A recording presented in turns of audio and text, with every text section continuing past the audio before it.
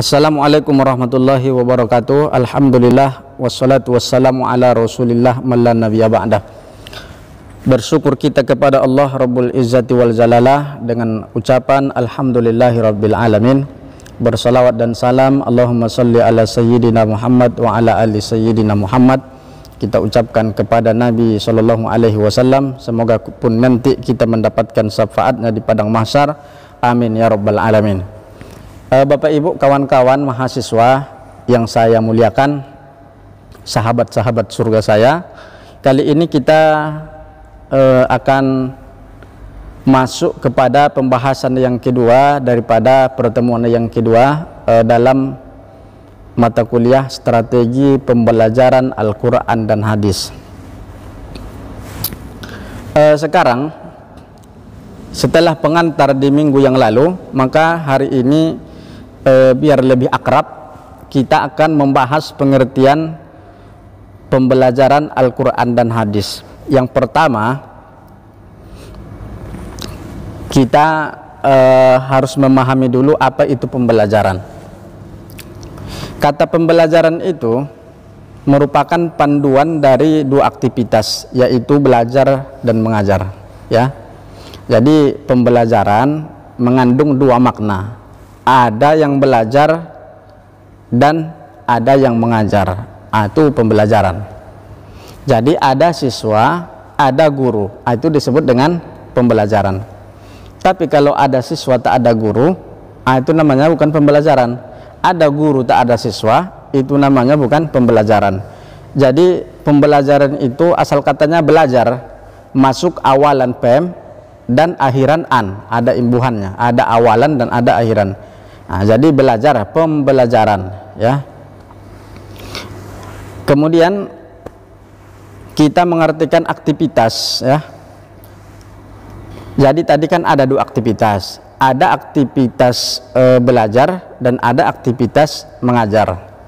Aktivitas belajar secara metodologi itu cenderung lebih dominan kepada siswa.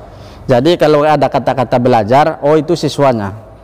Sementara kalau ada disebut kita mendengar mengajar, secara instruksional dilakukan oleh guru. Nah, jadi ada yang mengajar guru, ada yang belajar siswa. Nah, itu dia. Jadi istilah pembelajaran adalah ringkasan dari kata belajar dan mengajar. Itu yang pertama. Jadi pembelajaran yang pertama, pembelajaran sudah jelas, ya. Kemudian yang kedua, pengertian Al-Quran. Al-Quran itu berasal daripada kata-kata qoro'a. Nah, qoro'a yaqro'u Qur'anan. Jadi fi'il amarnya itu iqra', bacalah. Jadi Al-Quran itu dari segi bahasa adalah bacaan. Cuman pengertian secara istilah Al-Quran itu adalah kalam Allah Subhanahu wa Ta'ala yang bernilai mukjizat yang diturunkan kepada Nabi besar Muhammad Shallallahu Alaihi Wasallam dengan perantaraan malaikat Jibril yang di dalamnya berisi pedoman hidup bagi manusia. Saya ulangi, Al-Quran itu adalah kalamullah. Yang pertama, dia adalah kalamullah, perkataan cakap daripada Allah Subhanahu wa Ta'ala yang bernilai mukjizat. Yang bernilai mukjizat, arti mukjizat itu amrun khariqun lil adah, perkara yang luar biasa. Artinya perkataan Allah ini sebagai mukjizat dan tidak diberikan kepada sembarang orang. Kalau mukjizat itu hanya diberikan kepada nabi-nabi. Jadi kalau ada nanti orang mengatakan saya mendapat kitab suci, artinya dia tidak betul, karena dia manusia biasa, atau justru dia dukun. Jadi kalau ada orang mengaku mendapat kitab suci, tak betul, karena dia adalah mukjizat. Kemudian yang diturunkan kepada Nabi Shallallahu Alaihi Wasallam. Jadi kalau disebut dia Al-Quran, pasti dia mukjizat, pasti dia kalam Allah, pasti yang diturunkan kepada Nabi besar Muhammad Shallallahu Alaihi Wasallam. Kalau yang diturunkan kepada Nabi Musa bukan Al-Quran namanya, tapi Taurat. Yang diturunkan kepada Nabi Isa bukan Al-Quran namanya, tapi Injil. Yang diturunkan kepada Nabi Daud bukan Al-Quran namanya, tapi Zabur.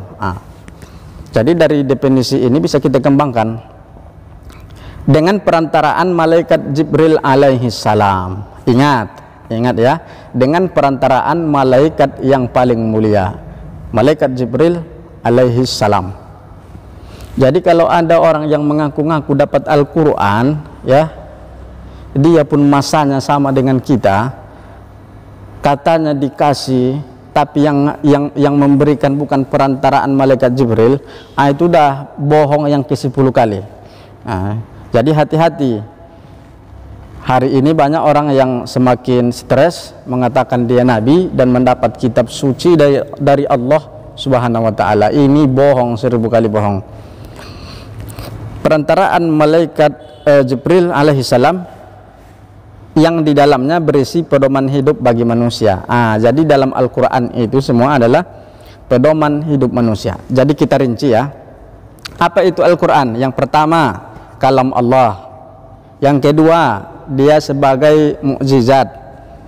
Yang ketiga, yang diturunkan kepada Nabi Shallallahu Alaihi Wasallam. Yang keempat, perantaraan malaikat Jibril. Yang kelima, pedoman hidup bagi seluruh umat manusia. Jadi 5 ya. Saya ulang lagi. Pengertian Al-Quran dari yang kita bahas ini 5. Yang pertama, dia adalah kalam Allah Subhanahu wa taala. Yang kedua, dia adalah mukjizat. Yang ketiga, dia diturunkan kepada Nabi Shallallahu Alaihi Wasallam. Yang keempat, dengan perantaraan malaikat Jibril alaihi salam. Yang kelima, yang di dalamnya berisi pedoman hidup bagi manusia. Jadi ketika kita membahas Al-Quran, tidak lepas daripada 5 kata ini. Kemudian mengenai Al-Quran ini, ada pakar menyebutkan, menurut Dr. Subihi As-Solih, kata beliau, Al-Quran merupakan kalam Allah Subhanahu wa taala yang merupakan mukjizat yang diturunkan kepada Nabi Shallallahu Alaihi Wasallam dan ditulis di mushaf serta diriwayatkan dengan mutawatir dan membacanya termasuk ibadah ya. Jadi sekarang Al-Quran itu kan sudah dimushafkan, tidak sama dengan di zaman Nabi Shallallahu Alaihi Wasallam ketika itu Al-Quran belum dibukukan. Jadi dibukukan Al-Quran itu dikumpul itu di zaman Utsmani. Kemudian membacanya termasuk ibadah. Jadi Al-Quran, beda Al-Quran dengan kitab yang lain. Kalau buku yang lain membacanya bukan ibadah. Tapi Al-Quran itu semua yang ada di dalamnya berisi zikir, dan ketika membacanya termasuk ibadah, dan dia mutawatir. Mutawatir itu dari dulu sampai sekarang sampai hari kiamat itu semua mengatakan iya ya, mutawatir. Kita sudah membahas Al-Quran sudah, pembelajaran tadi sudah, kemudian Al-Quran sudah. Yang ketiga, kita akan membahas hadis. Hadis itu di dalam kitab Minhatul Mughith dan di dalam kitab-kitab qaedah yang lain atau kitab-kitab hadis yang lain. Yang pertama, ma udifa ilan Nabi sallallahu alaihi wasallam min qaulin au fi'lin au tikrarin. Apa-apa yang disandarkan kepada Nabi Shallallahu Alaihi Wasallam, baik dia perkataan, baik dia pengakuan, baik dia perbuatan. Jadi pengakuan Nabi, perbuatan Nabi, sabda Nabi, perkataan Nabi, itu yang disebut dengan hadis Nabi Shallallahu Alaihi Wasallam. Kemudian hadis ini merupakan isim, kata benda. Hadis yang secara bahasa berarti kisah Nabi atau cerita Nabi, kemudian pembicaraan, percakapan Nabi Shallallahu Alaihi Wasallam, atau komunikasi baik verbal maupun tulisan. Jadi orang yang populer banyak hadisnya, banyak hafalan hadisnya, atau memiliki kaedah-kaedah tentang hadis, maka disebutlah dia dengan ulama hadis ya, atau ulama mutahaddisin.